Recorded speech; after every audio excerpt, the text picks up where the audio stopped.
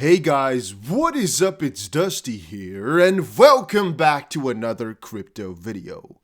XRP, as of this point, is still pumping, but maybe once the video is live, the price has already decreased a little bit. Let me know, is XRP still pumping right now? Yes or no? Put it in the comment section down below. Having said that, XRP lawsuit effect. This exchange CEO says selling unregistered securities is a made-up crime. To be honest, guys, I made a couple of videos about the lawsuit in the last couple of days. You've probably seen it, yet the more videos I make, the more research I do, the more BS I find, and the more I kind of really get in the back of my head that XRP is gonna come out beautifully out of all of this, and it's not gonna be called a security. Really, honestly, to the freaking heart, it's not gonna be called a security. This is not legal advice nor financial advice, but man, if XRP doesn't pump within these next couple of weeks, just continues on, it's pretty odd. Now, here's, for example, Jeremy Hogan. He said, thanks to Crypto Law US for posting this transcript. I will tell you a secret. I don't listen much to what the lawyers are saying during the hearing. I know almost exactly what they're going to say. I listen 1,000% to what the judge says. And to be honest, when I was actually listening to this whole ordeal too, we were focused on what the lawyers were saying, mostly because we were wondering if they were going to say something, contradictory, something really crazy, something interesting. They weren't. And we already expected that, though, because the lawyers usually say whatever they've written down before already. It's just basically their natural defense, them telling both sides, and the judge is ultimately going to decide something. So really, from that perspective, the judge is the only interesting one. But let's quickly read what it says right here.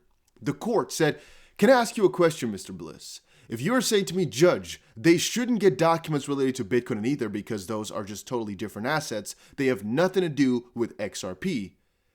If I am to make a discovery ruling on that conclusion, wouldn't I just be deciding the case? Because as I understand it, the defendants are saying, well, actually, there are many ways in which they are similar, and we are at discovery, and we are entitled to pursue our own defenses. And one of the defenses that we are going to make, maybe we will be successful, and maybe we won't, but one of the defenses is, hey, we are just like those guys, and so we want to build up that defense. So it seems to me, if I understand your argument, that if I were to agree with you and say you are right, these are different assets and they shouldn't get discovery, I would basically be deciding the case."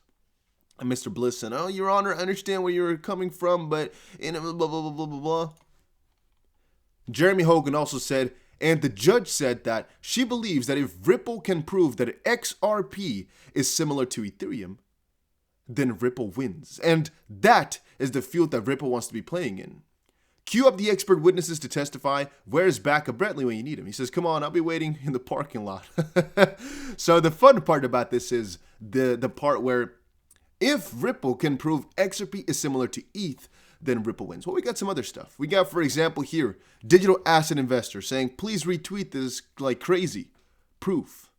And then that's a video from a little bit earlier. Here you go, Jeremy Hogan.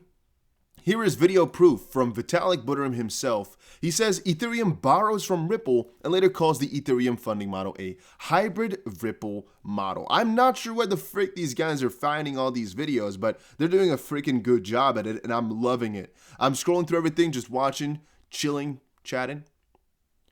And later calls the Ethereum funding model a hybrid Ripple model. And by the way, he called XRP a shitcoin not too long ago. In my part of the world, shit runs downhill. So let's quickly grab this video here.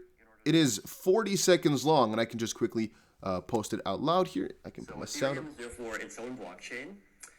So Ethereum borrows from Ripple this concept that we should separate the state from the transaction list. So you do not need to download every single transaction that ever happened in order to determine what the current state is. Suppose that we hand out X Ether through the fundraiser, then there will be about 0.5x will be pre-mined, and then 0.4x after that will be mined per year forever.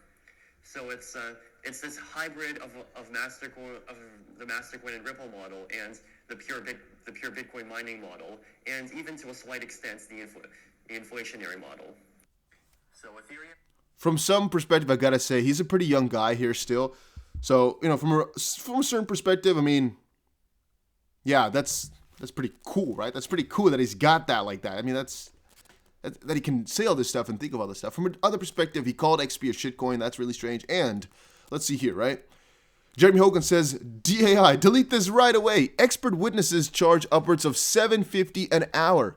Ripple needs to cut you a check first. Don't give the milk away for free. $7.50 in XRP, that is.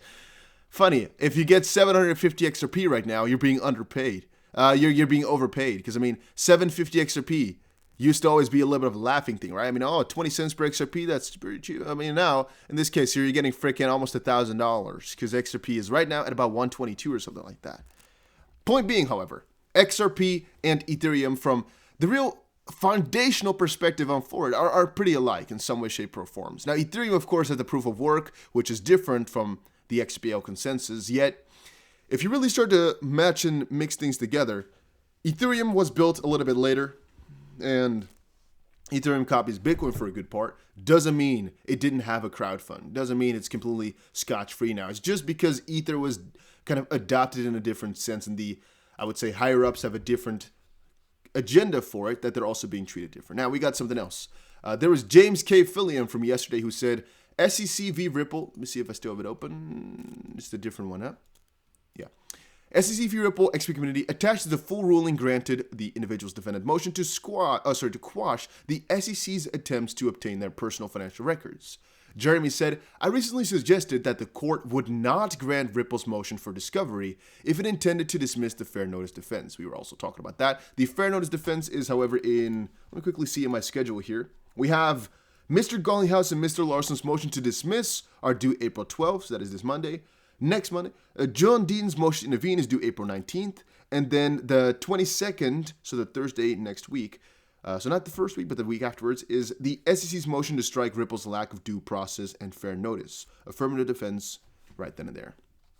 Inversely, I think Brad and Chris can take this as a good sign that their motions to dismiss the lawsuits against them. #quashed.